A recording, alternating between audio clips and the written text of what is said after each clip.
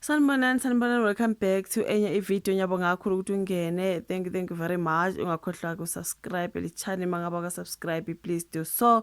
Ulike ivideo, ushare ivideo, ufake your notification bell on into kanjalo you guys. So ngiyabonga kakhulu for tuning in. So nasikhulumeni ngodaba luka Dominic. Siyabona uDominic evunule ephelele ke lapha. Ngemvunulo le ungizwe ayelwa kangaka ethi ke ama-gays awakwazi ukuvunula ngalendlela. uDominic wathi okay, ngizokubonisa ukuthi ngama-gays akwazi ukuvunula wengizwe ngeke sizwe ngawe. Sabona ke uDominic wayeleke ephendulile laphana ngekathi ungizwe ebhizi elwela ke le mvunulo ethi imvunulo yesilo, imvunulo yamakhosi, lezi itabane kanjani kwanganjani. So la ngiye ngabona ivideo kaDominic you guys. uDominic uvunule uphelele ngayo le mvunulo. So abantu bethi udinga ungizwe, udinga nje ungizwe bafethu angazi. So okay, bengisafuna ukwazi ukuthi ubevunule nje uDominic eyapi ngale mvunulo, noma mhlambe ubeyele izitolo noma ubeyapi angazi. So ke lana bathi ke ka Daily Sun, Ngizwe's attack on the LGBTQIA plus community sparked widespread fear, prompting many advocacy organizations to report him to the Human Rights Commission.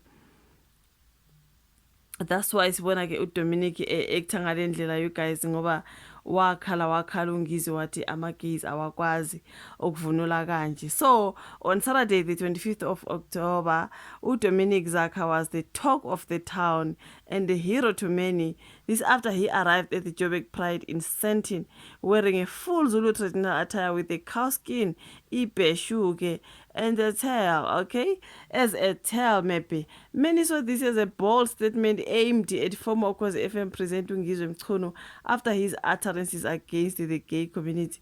Now, brave LGBTQI community member Dominic said gay people are also humans and also Zulu people, and they will not be bullied by Ngizwe about what they should wear. That was with Dominic. Hayi uthe ngeke sizwe ngongizwe you guys. Dominic told Daily Sun that wearing the Zulu traditional attire for the first time at the age of 32 was just something else. It was going to be better for Ngizwe if he started by teaching us about the terms and conditions of wearing Zulu traditional attire before he attacked us. Dominic Loyo. It seems he is having a problem with us because there are other races who are wearing the Zulu traditional attires, and he is quiet about them. I was born in 1992 and I'm willing to learn. For someone who wants to teach me but not someone who isolates us like Ungizwe does. Ngizwe, who is a self-proclaimed president of Amabhinqa, recently lashed out at the LGBTQI community members and said they are not allowed to wear Zulu traditional attire and ordered them to leave the country. If you do remember, that was after the male couple Simon Tlapo and Crosby Jodwana got married, while one of them was wearing full Zulu traditional attire and one of them wearing a Xhosa one. Wathi uDominic uzobona ke ngizoyiqoka le mvunulo wayiqoka ke laphana ngaseSandton. Ngizwe's attack on the LGBTQI community sparked widespread fear, prompting many advocacy organizations to report him to the Human Rights Commission.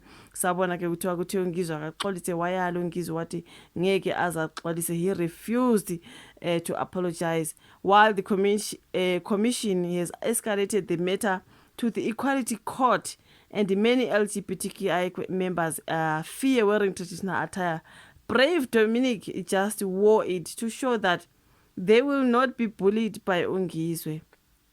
Ungizwe trended on different social media platforms, and many people thought he would respond as usual, but he kept quiet. Usizile nje wazithulela ngoba ezobhekana noDominic. Yamazi uDominic you guys. Uyamazi uDominic uvele nje bathi noma bemfonela Ngizwe ukuthi ucingo lwakhe uvele wangatholakala. uDominic uthe we won't be bullied by Ngizwe. I'm not scared. Dominic rocked up at Sandton's Pride like a true warrior, telling the world, before anything, I'm a Zulu. I'll only stop wearing ibheshu if the Zulu king himself says so, not when Ungizwe says so. Walifaka ibheshu like uDominic wathi mamela Ngizwe ngeke ngizwe ngawe. hey kuyacaca ukuthi akamsabi nje ngempela abanye bathi musuthi agqoka ibheshu nowadays usuvela ucanga ngoNgizwe kodwa uDominic wathi kuphi ngeke sizwe ngoNgizwe. Akunzima bafethu siyambona nje evunulile uDominic ngokugcweleyo angithi uNgizwe wayechazile wathi omama bavunula kanje abafana bavunule kanje intombi kwathini then le ephelele eyamakhosi imvunulo yesilo kunemthetho kunemgomo nembandela kuvunulwa kanje so bafundiseni that's why mina said ukuthi mhlambe abantu bayebefuna ukufundisa ukuthi uma intombi uvunula kanje ungumama onengane ongashadanga uvunula kanje ungumama oshadile uvunula kanje ubaba nomfana bavunula kanje into ekanjalo bese ke mayiphelele nje uNgizwe wayelwela lapha nethi hela sisitabane sivele sayifaka yonke iphelele imvunulo yasilwe including ameve bhubesi nje wayifaka yonke yaphelela nangu uDominic ifake yaphelela wathi ngeke ngizwe ngawe weNgizwe hayi ngeke bafethu uyamazi uDominic and he will talk until he talks uvela wayifaka iphelele ke njengoba uNgizwe wayeshilo wathi kunendlela so mina ngithi ababafundise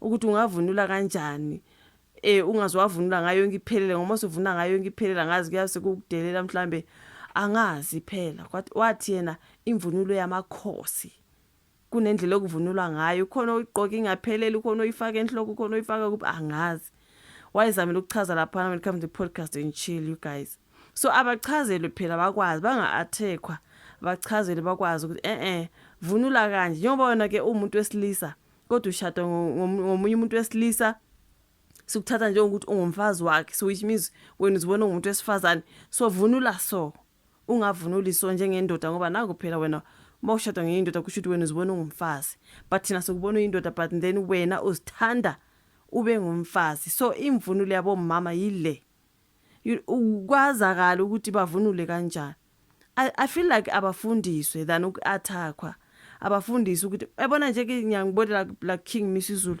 umevunulilwa yaphelela nje yonke imvunulo from enyaweni to enhloko batshela ukuthi yabo isilo masivunule sovunula kanje so awukwazi ke wena uvunula uphelele nje ngemvunulo yesilo yonke iphelele ilokho wena ongakufaka wena ntombazane lokho wena ongakufaka nawe mama onengane nawe esisi ongashadi into ikanjalo ba understand abantu rather than attacking them kuba attack manje kuzoba wenza ke ba act nje uDominic yabo uvela wathi ngifaka iphelele ngifuna yena uNgizwe azakhulume ngizombonisa ukuthi uNgizwe vele wayethulela akuningi shame you guys mayelana nale mvunulo it's just a whole lot but anyways angazi isho vloga comment section like i video subscribe share sihlangane kwezayo bye.